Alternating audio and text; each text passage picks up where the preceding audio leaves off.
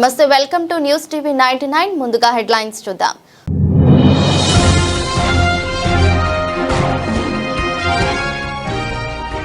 రైతులను ఆదుకోవడానికి ఎరువుల దిగుమతికి 1.71 లక్ష కోట్ల బడ్జెట్ కేటాయించాం. లోక్సభలో స్పష్టం చేసిన ఆర్థిక మంత్రి.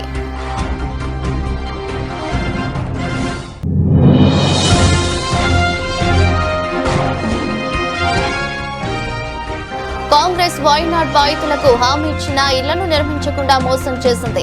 హస్తం పార్టీపై విరుచుకుపడ్డ సిపిఐ కేరళ కార్యదర్శి ఎంవి గోవిందన్.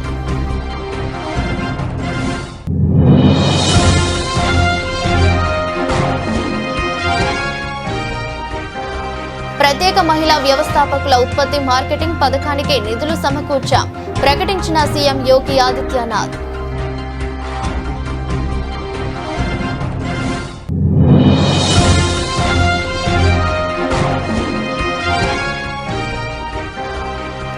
ఎప్స్టీన్ ఫైల్స్ పై రాహుల్ ఆరోపణలను ఖండించిన మంత్రి హర్దీప్ పురి.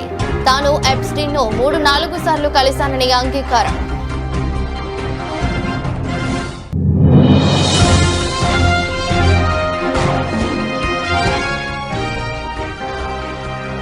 జీహెచ్ఎంసీ విభజన చట్ట విరుద్ధం. కాంగ్రెస్ ప్రభుత్వంపై మండిపడ్డ కేంద్ర మంత్రి కిషన్ రెడ్డి.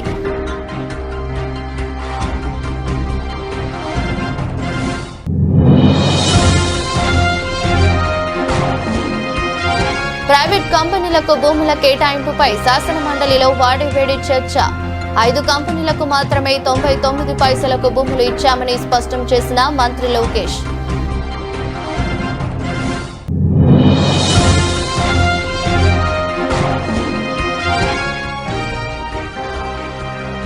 మిర్చౌక్ లో హైదరాబాద్ పోలీసుల కార్డన్ సర్చ్. అక్రమ ఆయుధాలు మరియు మాదక ద్రవ్యాలను స్వాధీనం చేసుకున్న పోలీసులు.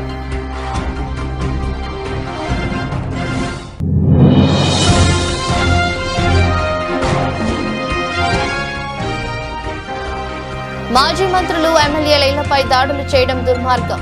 మాజీ మంత్రి పెద్దిరెడ్డి రామచంద్రారెడ్డి ఆగ్రహం.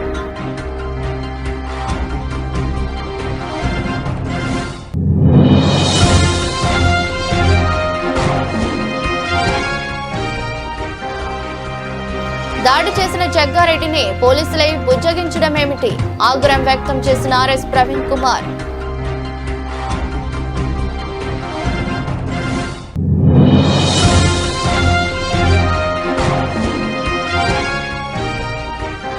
వాస్తవాలను పక్కన పెట్టి గవర్నర్తో అసెంబ్లీలో అసత్యాలు చదివించారు. కూటమి ప్రభుత్వంపై ఎమ్మెల్సీ కల్పలతారెడ్డి విమర్శలు.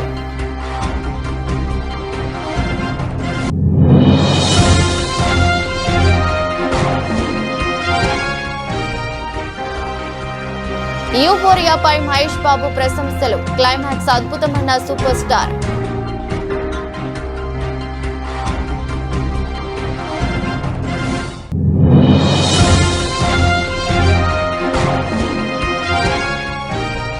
ఏషియన్ షూటింగ్ ఛాంపియన్షిప్ లో కొనసాగుతున్న భారత షూటర్ల పతక జోరు. పురుషుల 25 మీటర్ల ర్యాపిడ్ ఫైర్ ఫైనల్లో అనీష్ బన్వాలకు కాంస్య.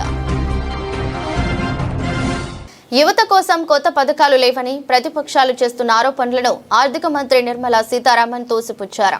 దేశంలో 5 ప్రాంతీయ వైద్య కేంద్రాలు వైద్య పర్యాటకాన్ని ప్రోత్సహించబోతున్నాయని ఆర్థిక మంత్రి లోక్సభకు తెలిపారు. దేశంలో ఎరువుల కొరత లేదని, రైతులను ఆదుకోవడానికి ఎరువుల దిగుమతికి 1.71 లక్షల కోట్ల బడ్జెట్ కేటాయించినట్లు లోక్సభలో ఆర్థిక మంత్రి తెలిపారు. मैडम, बहुत सारे लोग युवाओं के लिए बात किए और ये विषय था कि कुछ ऐसे नया पॉलिसी नए ले आ रहे जिससे युवा के लिए रोजगार मिले और उनको कैसे क्या स्कीम्स के द्वारा अटेंड कर रहे हैं. मैं स्पष्टता से कहना चाहती हूं, जैसे मैंने पहले ही बताया, 5 regional medical hubs medical tourism को बढ़ावा देगा. उसके साथ साथ 1 lakh opportunities in the next 5 years उस एक स्कीम के द्वारा होने वाले हैं. एलाइड हेल्थ प्रोफेशनल्स के उस बड़ा स्कीम के द्वारा.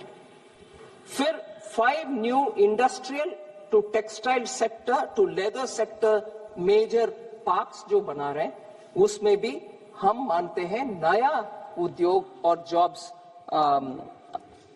होने का संभावना क्लियरली दिखता है। एल्डरली केयर के लिए हमारी केयर इकोसिस्टम को बढ़ावा देने के लिए 1.5 लाख केयर गिवर्स को हम तैयार कर रहे हैं इस साल विद स्किल्स जो कि वो wellness yoga and assistant Congress Wayanad కొండచర్య బాధితులకు హామీ ఇచ్చిన ఇళ్లను నిర్మించకుండా మోసం చేసిందని సిపిఐ కేరళ కార్యదర్శి ఎంవి గోవిందన్ ఆరోపించారు. ఈ విషయమై మీడియాతో మాట్లాడుతూ వైనాడ్ బాధితులకు తక్షణ నష్టపరిహారం చెల్లించాలని డిమాండ్ చేశారు. ഈ ചൂരൽമല മുണ്ടക്കൈ ദുരന്തത്തിൽപ്പെട്ടവർക്ക് വീട് നൽകുമെന്ന് പറഞ്ഞ് 1.5 വർഷമായിട്ടും അതിന്റെ ഒരു കല്ല് പോലും ഇടാതെ പറ്റിച്ച ശേഷം മാധ്യമങ്ങൾക്ക് മുന്നിൽ വന്നു എവിടെയാണ് വൈകിയത് എന്ന ചോദ്യം പ്രതിപക്ഷ നേതാവ് ചോദിക്കുകയാണ്. അങ്ങനെ ചോദിക്കാൻ ചില്ലറ തുലിക്കട്ടിയൊന്നും പോരാ. കാരണം പണം ഇവർ പിരിച്ചിട്ടുണ്ടെന്നാണ് പറയുന്നത്. എത്രയാ പിരിച്ചതെന്നുള്ള വിവരമില്ല. എത്ര കോടിയാണ് പിരിച്ചത് എന്നുള്ളതിനെ പറ്റി ഒരു വിവരമില്ല. ഇപ്പോൾ ഡിവൈഎഫ്ഐ പിരിച്ച് അവർ പറഞ്ഞു ഞങ്ങൾ വീട് കൊടുക്കുന്നു. അത് 20 കോടിയാണ് കൊടുക്കുന്നത്. 20 കോടി അവർ പിരിക്കാനല്ല ഇത്. അവർ ഈ പാഴ്വസ്തുക്കൾ ശേഖരിച്ചു, അതുപോലെ തന്നെ അധ്വാനം നിർവഹിച്ചു. അങ്ങനെ അവർ കേരളത്തിൽ നടത്തിയ ഒരു വർക്കിന്റെ ഭാഗമായിട്ടാണ് അവർ 20 കോടി റുപ്യ കൊടുത്തത്. അപ്പോൾ 20 കോടി റുപ്യ എന്ന് പറയുന്നത് ഇന്നത്തെ പരിസ്ഥിതിയിൽ കണക്ക് നോക്കിയാൽ അവർ ആദ്യം തീരുമാനിച്ച് 25 കോടി കൊടുക്കുന്നതാണ്. അത് അതിനേക്കാൾ എത്രയോ കൂടുതൽ വീട് കൊടുക്കാനുള്ള പണം അവർ ഗവൺമെന്റിന് കൂടുതലുണ്ട്. എന്നാൽ ഇവര് ഈ കോൺഗ്രസ്സുകാര് ഒരു സംഭാവനയും കൊടുക്കാൻ പാടില്ല, ഗവൺമെന്റിന്റെ ഭാഗമായിട്ടുള്ള ദുരിതാശ്വാസ നിധിയിലേക്ക് ഒരു പൈസയും കൊടുക്കാൻ പാടില്ല എന്ന് കോൺഗ്രസ് ജീവനക്കാര് അതിന്റെ ഓർഡർ കത്തിച്ചു. ഞങ്ങൾ നയാ പൈസ കൊടുക്കില്ല എന്ന് പറഞ്ഞു. അവസാനം അവർ പറഞ്ഞു ഞങ്ങൾ തന്നെ ഫണ്ട്. ఉత్తరప్రదేశ్ బడ్జెట్ 2026-27 రాష్ట్ర పురోగతికి ఉపయోగపడుతుందని ముఖ్యమంత్రి యోగి ఆదిత్యనాథ్ అన్నారు. ఈ విషయమై ఆయన మీడియాతో మాట్లాడుతూ తాము సెకండరీ స్థాయి నుండి ఆర్టిఫిషియల్ ఇంటెలిజెన్స్ ను ఉపయోగించడం ప్రారంభిస్తామని తెలిపారు. ఈ బడ్జెట్ లో డ్రీమ్ స్కిల్ ల్యాబ్ క్లస్టర్ కు కూడా నిధులు కేటాయించబడ్డాయని పేర్కొన్నారు. ఉత్తరప్రదేశ్ ప్రభుత్వం ప్రత్యేక మహిళా వ్యవస్థాపకుల ఉత్పత్తి మార్కెటింగ్ పథకానికి నిధులు సమకూర్చిందని సీఎం వెల్లడించారు. उत्तर के युवाओं के लिए उन्हें डिजिटली सक्षम बनाने के लिए हम लोगों ने स्वामी विवेकानंद युवा सशक्तिकरण योजना के अंतर्गत जो चालू वर्ष में उनके लिए टैबलेट या स्मार्टफोन वितरण के कार्यक्रम के लिए धनराशि की व्यवस्था भी इस बजट में की है। और इसके साथ ही एमएसएमई सेक्टर में खासतौर पर जो पुराने कंबल कारखाने थे, उन कंबल कारखानों को आधुनिकीकरण करने की दिशा में, क्योंकि हर वर्ष हम लोगों को गरीबों को कंबल वितरण करने के लिए अतिरिक्त प्रावधान करने पड़ते हैं, उसके लिए भी हम लोगों ने इस बजट में इसका प्रस्ताव किया है। आईटी एंड इलेक्ट्रॉनिक्स सेक्टर के लिए विशेष, जिसमें उत्तर प्रदेश एआई मिशन की व्यवस्था, AI centre of excellence, India AI data labs की स्थापना, साइबर फ्रॉड को रोकने के लिए साइबर सिक्योरिटी ऑपरेशन सेंटर की स्थापना का भी विशेष प्रावधान इस बजट में हम लोगों ने यहां पर किया है। और जो मैंने पहले भी कहा है कि जो डाटा सेंटर की मांग को देखते हुए इसमें काफी बड़े विस्तार को आगे हमने इसका विस्तार किया है। प्रदेश में कई डाटा सेंटर की वर्तमान में స్థాపన हो रही है, लेकिन इनका అమెరికాలో సంచలనం సృష్టించిన జెఫ్రీ ఎప్స్టీన్ ఫైల్స్ విషయంలో కాంగ్రెస్ నేత రాహుల్ గాంధీ చేసిన ఆరోపణలపై కేంద్ర పెట్రోలియం శాఖ మంత్రి హర్దీప్ సింగ్ పూరి స్పందించారు. తాను ఎప్స్టీన్ ను కలిసిన మాట వాస్తవమేనని, అయితే అది కేవలం వృత్తిపరమైన సందర్భంలోనే జరిగిందని స్పష్టం చేశారు. ఎప్స్టీన్ పై ఉన్న లైంగిక ఆరోపణలతో తనకు ఎలాంటి సంబంధం లేదని అన్నారు. ఈ సమావేశాలకు ఎప్స్టీన్ పై వచ్చిన ఆరోపణలకు ఎటువంటి సంబంధం లేదని ఆయన నొక్కి చెప్పారు. రాహుల్ గాంధీ నిరాధార ఆరోపణలు చేయడం అలవాటుగా మార్చుకున్నారని, బాధ్యతాయుతమైన పదవిలో ఉండి ఇలా మాట్లాడటం సరికాదని విమర్శించారు. In 8 years there are 2 references or 1 email which I exchange, which is because they have introduced me, that is my contacts have introduced me to a man called Reid Hoffman. Reid Hoffman was the founder of LinkedIn. I don't know how many of you are on LinkedIn. I suspect many of you are on LinkedIn.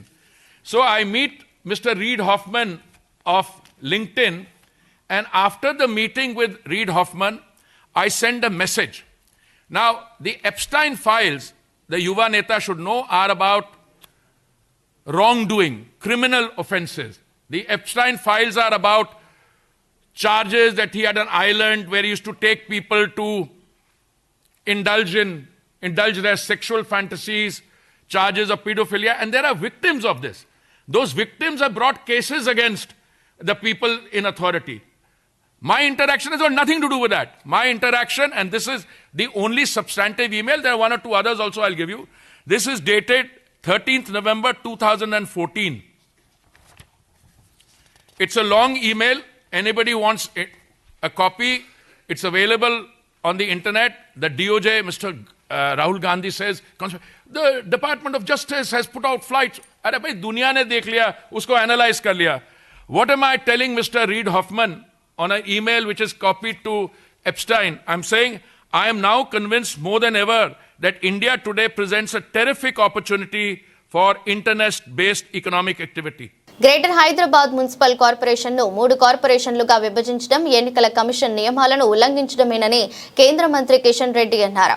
Municipal ప్రధాన కార్యాలయానికి దూరంగా ఉన్న ప్రాంతాలను కూడా కార్పొరేషన్లో కలపడంతో ఉపాధి హామీ పథకం వర్తించక ఆయా గ్రామాల పేద ప్రజలకు అన్యాయం జరుగుతోందని తెలిపారు.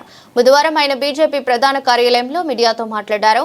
రాష్ట్ర ప్రభుత్వం ఎలాంటి సమగ్ర ప్రణాళిక లేకుండా, ఆర్థిక వనరుల సమీకరణ లేకుండా అనేక గ్రామాలను కొత్త కార్పొరేషన్లలో విలీనం చేసిందని విమర్శించారు. 2007లో ఏర్పడిన జీహెచ్ఎంసీ విస్తీర్ణం 650 కిలోమీటర్ల కాగా ఇప్పటికే 3 కార్పొరేషన్లు కలిపి 2053 చదరపు కిలోమీటర్లకు పెంచిన విస్తరణకు అనుగుణంగా మౌలిక వసతుల ప్రణాళిక లేదని మండిపడ్డారు. జీహెచ్ఎంసీ విభజనపై ఎవరి అభిప్రాయాలు తీసుకోకుండా ఏకపక్షంగా నిర్ణయం తీసుకున్నారని ఆరోపించారు. జనగణనకు సంబంధించి దేశవ్యాప్తంగా నోటిఫికేషన్ వచ్చిన తర్వాత రెవెన్యూ గ్రామాలు వార్డుల విభజన చేయకూడదని తెలిపారు. నిబంధనలకు వ్యతిరేకంగా జీహెచ్ఎంసీ విభజన నోటిఫికేషన్ ఇచ్చారని విమర్శించారు. జీహెచ్ఎంసీతో పాటు మరో కొత్త 2 కార్పొరేషన్స్ హైదరాబాద్ చుట్టుపక్కల ఉన్నటువంటి ప్రాంతాలను కలిపి ఈరోజు 3 కార్పొరేషన్స్ గా నోటిఫికేషన్ ఇచ్చారు. మళ్ళీ గతంలో ఉన్నటువంటి జీహెచ్ఎంసీకి సంబంధించినటువంటి కొన్ని డివిజన్స్ ను విభజించి 3 కార్పొరేషన్స్ గా డివైడ్ చేయడం జరిగింది. ఒక డివిజన్ 1/2 స్క్వేర్ కిలోమీటర్ ఉంటే ఒక డివిజన్, ఒకటి 80 స్క్వేర్ కిలోమీటర్స్ ఉంది. 1/2 స్క్వేర్ కిలోమీటర్స్ నుంచి 80 స్క్వేర్ మీటర్స్ కు ఒక్కొక్క డివిజన్ తేడా. ఇంత సంబంధం లేకుండా డివిజన్స్ 300 డివిజన్స్ ఏర్పాటు చేసి దాన్ని మరి ఈరోజు విభజించడం జరిగింది. 650 స్క్వేర్ కిలోమీటర్స్ ఉన్నటువంటి జిహెచ్ఎంసి ఈ 3 కార్పొరేషన్స్ కలిపితే 2053 స్క్వేర్ కిలోమీటర్స్ గా పెంచడం జరిగింది.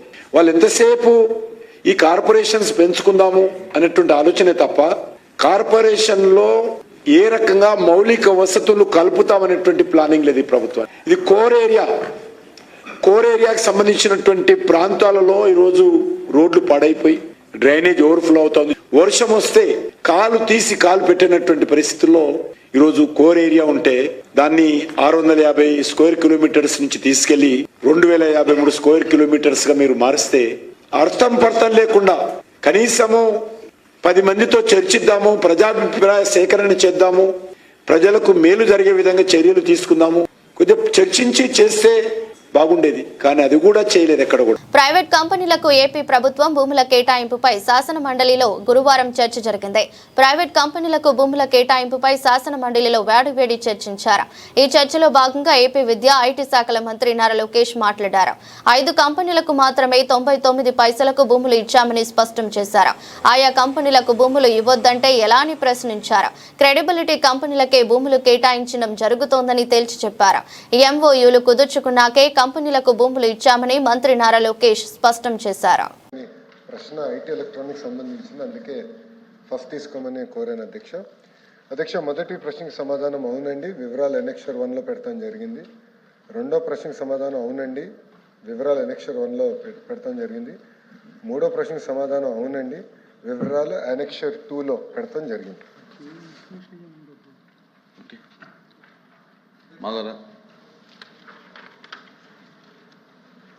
గత 20 నెలల కాలంలో 99 పైసల చొప్పున పరిశ్రమలు, వాణిజ్య సంస్థలు మరియు ఇతర సంస్థలకు కేటాయించిన భూముల వివరాలు అడిగాం అధ్యక్ష. అవి ఇచ్చారు కానీ వాటి ధరలు ఇవ్వలేదు అధ్యక్ష. ఏ కంపెనీకి ఎన్ని ఎకరాలు ఇచ్చామనేది ఇచ్చారు కానీ వాటి ధరలు ఇవ్వలేదు. అందుకు సంబంధించిన దానికి ప్రాతిపదిక ఏమిటి అనేది కూడా అడిగాం అధ్యక్ష. మీరే చెప్పారు కదా 99 పైసలకి ఇచ్చారని. అదే అది కన్ఫర్మ్ చేయాలి కదా అధ్యక్ష. ధరలు లేవు దాంట్లో ఇచ్చిన ఆన్సర్లో. ఏ కంపెనీకి ఎన్ని ఎకరాలు ఇచ్చామని ఇచ్చారు, ఏ డేట్లు ఇచ్చామని ఇచ్చారు కానీ ఏ ధరకి ఏ కంపెనీకి ఇచ్చారు అనేది లేదు అధ్యక్ష. అది నిజం అబద్ధం కూడా ప్రజలకు తెలియాలి కదా అధ్యక్ష. 99 పైసలకి అన్ని కంపెనీలకు ఇచ్చారా, కొన్ని కంపెనీలకే ఇచ్చారా, ఏంటనే వివరాలు కావాలి కదా అధ్యక్ష. అది 3వ క్వశ్చన్ అధ్యక్ష. 3వది వచ్చి కుదుర్చుకున్న అవగాహన ఒప్పందాల వివరాలు, పరిశ్రమల వారీగా భూ కేటాయింపు మరియు ధరల వివరాలు కూడా అడిగాం అధ్యక్ష. ఆ ధరల వివరాలు రాలేదు అధ్యక్ష. చెప్తే నేను తర్వాత. ఓకే మిస్ గారు. అధ్యక్ష మీరే చెప్పారు. హైదరాబాద్ పోలీసులు మిర్చౌక్ లో గురువారం కార్డన్ సెర్చ్ నిర్వహించారు. ఇందులో భాగంగా 300కి పైగా ఇళ్లలో సోదాలు చేపట్టి అక్రమ ఆయుధాలు మరియు మాదక ద్రవ్యాలను స్వాధీనం చేసుకున్నారు. यहाँ पे चारमीनार जोन पुलिस की तरफ से रेन बाजार पुलिस स्टेशन लिमिट में गंगानगर नाला के पास में यहाँ पे कार्डन सर्च ऑपरेशन किया गया।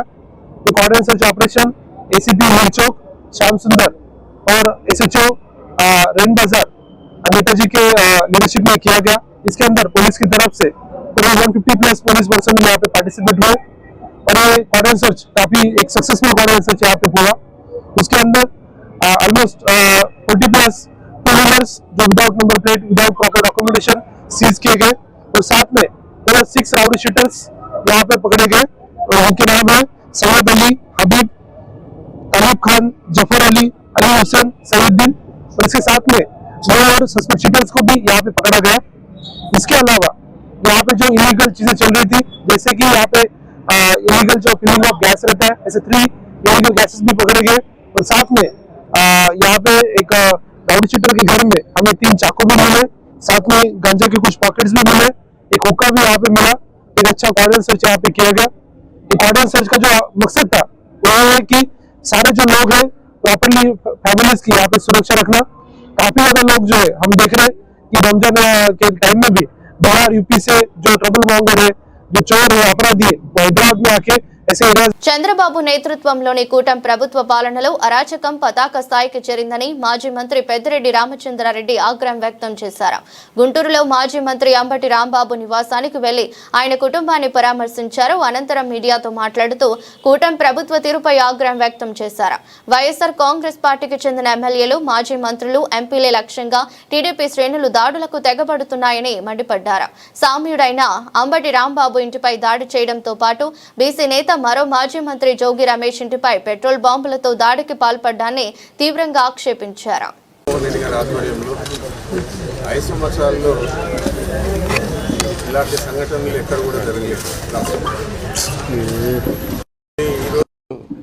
పుంకాలుగా శాసనసభ్యులు, మాజీ శాసనసభ్యులు, పార్లమెంట్ సభ్యులు, తుదకు మాజీ మంత్రుల మీద, ఇండ్ల మీద కూడా దాడి చేసే పరిస్థితి మనం చూస్తా ఉన్నాం. అంబటి రాంబాబు గారు ఏదైనా మాట మాట్లాడేవాడు తప్ప చాలా సౌమ్యుడు.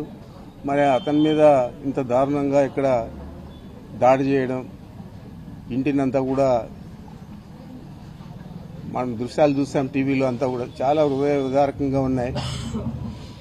మరి దీనికి జవాబు చెప్పే పరిస్థితి కూడా తెలుగుదేశం పార్టీ కానీ, జనసేన పార్టీ కానీ, బీజేపీ కానీ ఎవరు కూడా చెప్పే పరిస్థితి లేదు.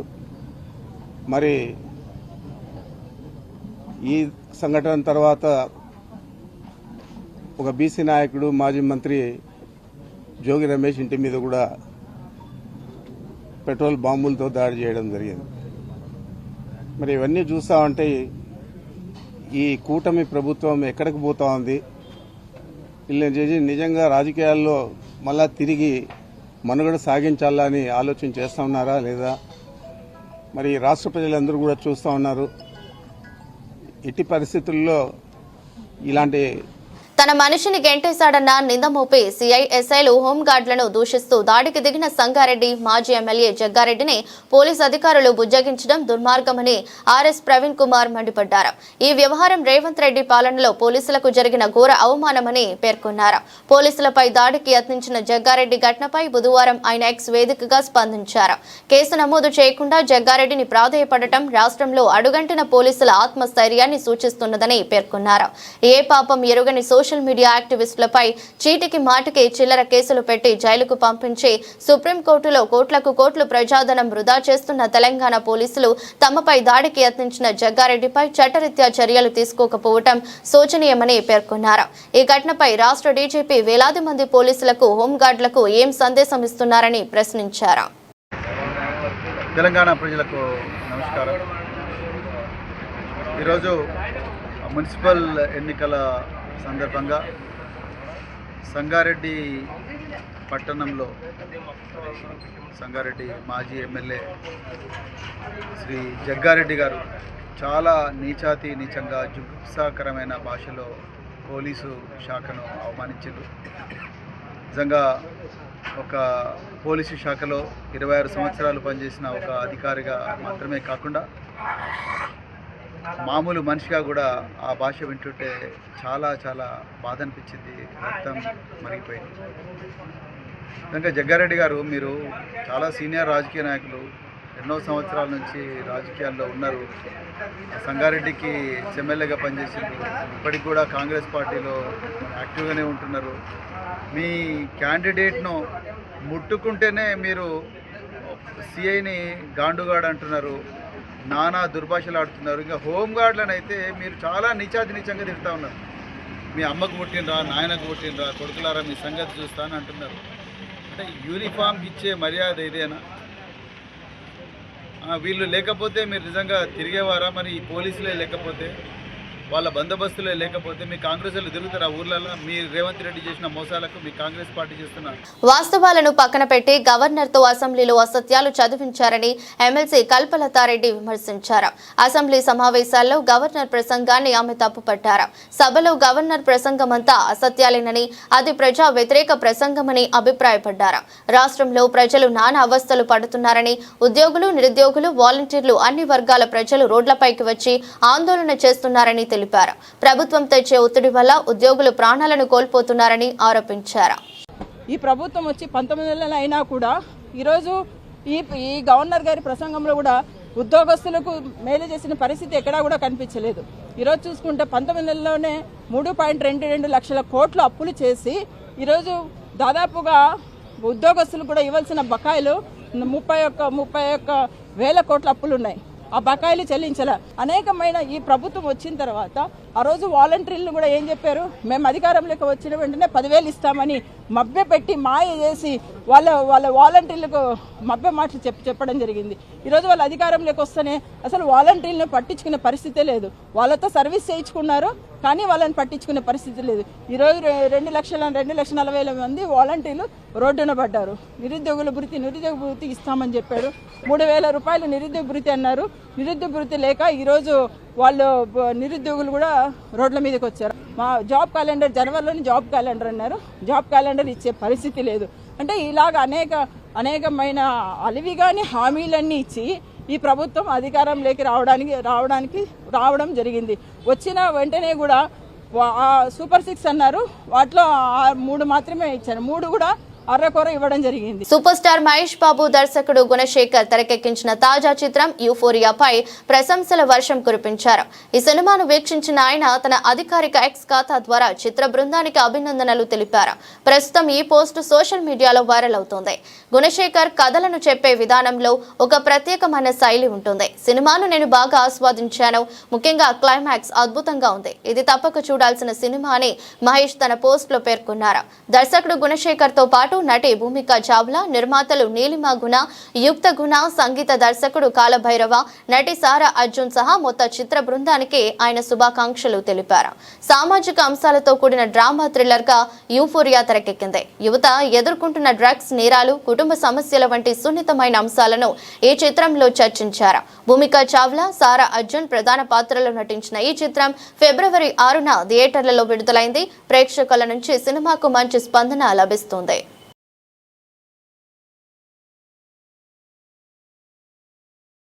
ఏషియన్ షూటింగ్ ఛాంపియన్షిప్ లో భారత షూటర్ల పతక జోరు కొనసాగుతుంది.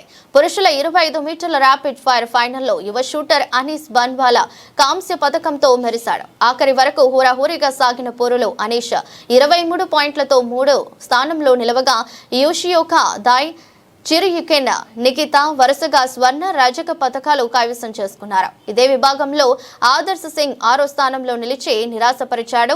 అనీష్ ఆదర్శ్ సింగ్ పాయింట్లతో ఫైనల్ పోరుకు అర్హత సాధించగా 4వ సిరీస్ తర్వాత ఆదర్శ్ ఎలిమినేట్ అయ్యాడు. మరోవైపు 50 మీటర్ల జూనియర్ రైఫిల్ ఈవెంట్లో అద్రియాన్ కర్మాకర్, రోహిత్ కన్యాన్, హేమంత్ బర్మన్ తో కూడిన త్రయం ఫైనల్లో నిలిచింది. పురుషుల జూనియర్ 25 మీటర్ల ర్యాపిడ్ ఫైర్ పిస్టల్ కేటగిరీలో సూరజ్ శర్మ, ముఖేష్ నేలవల్లి వరుసగా రజత, కాంస్య పతకాలు ఖాతాలో వేసుకున్నారు. ఓవరాల్ గా భారత్ ప్రస్తుతం 41 స్వర్ణాలు, 19 రజతాలు, 15 కాంస్య పతకాలతో కొనసాగుతుంది.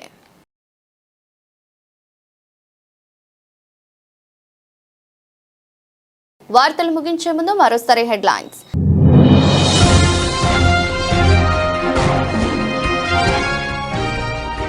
రైతులను ఆదుకోవడానికి ఎరువుల దిగుమతికి 1.71 లక్ష కోట్ల బడ్జెట్ కేటాయించాం. లోక్సభలో స్పష్టం చేసిన ఆర్థిక మంత్రి.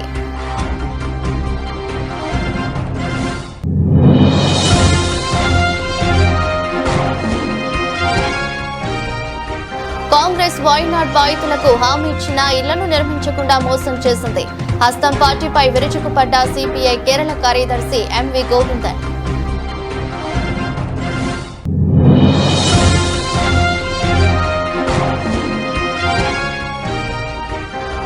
ప్రత్యేక మహిళా వ్యవస్థాపకుల ఉత్పత్తి మార్కెటింగ్ పథకానికి నిధులు సమకూర్చాం. ప్రకటించిన సీఎం యోగి ఆదిత్యనాథ్.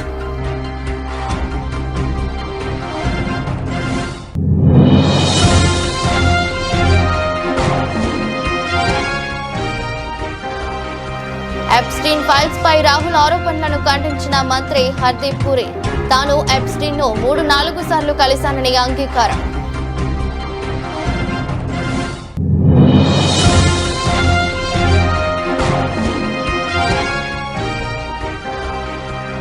జీహెచ్ఎంసీ విభజన చట్ట విరుద్ధం. కాంగ్రెస్ ప్రభుత్వంపై మండిపడ్డ కేంద్ర మంత్రి కిషన్ రెడ్డి.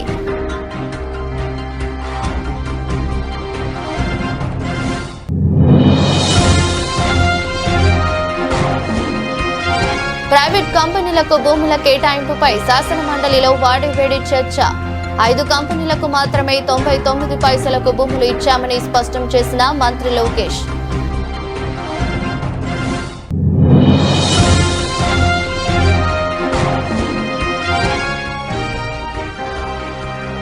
మిర్చౌక్ లో హైదరాబాద్ పోలీసుల కార్డన్ సర్చ్. అక్రమ ఆయుధాలు మరియు మాదక ద్రవ్యాలను స్వాధీనం చేసుకున్న పోలీసులు.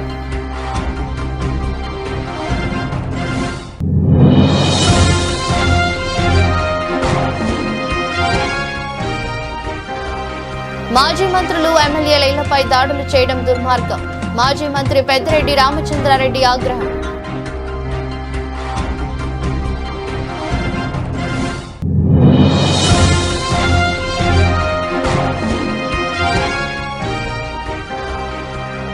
దాడి చేసిన జగ్గారెడ్డిని పోలీసులై బుజ్జగించడమేమిటి?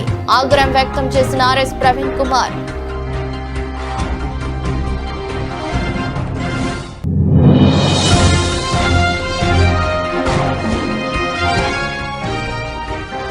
వాస్తవాలను పక్కన పెట్టి గవర్నర్తో అసెంబ్లీలో అసత్యాలు చదివించారు. కూటమి ప్రభుత్వంపై ఎమ్మెల్సీ కల్పలతారెడ్డి విమర్శలు.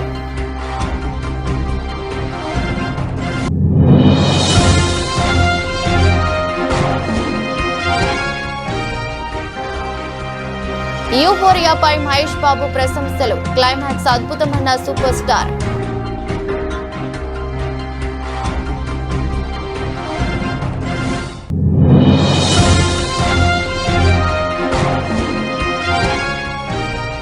ఏషియన్ షూటింగ్ ఛాంపియన్షిప్ లో కొనసాగుతున్న భారత షూటర్ల పతక జోరు. పురుషుల 25 మీటర్ల ర్యాపిడ్ ఫైర్ ఫైనల్లో అనీష్ బన్వాలకు కాంస్య. ఇదరోజు బులెటిన్. మరో బులెటిన్ లో మళ్ళీ కలుద్దాం. అంతవరకు సెలవు. నమస్కారం.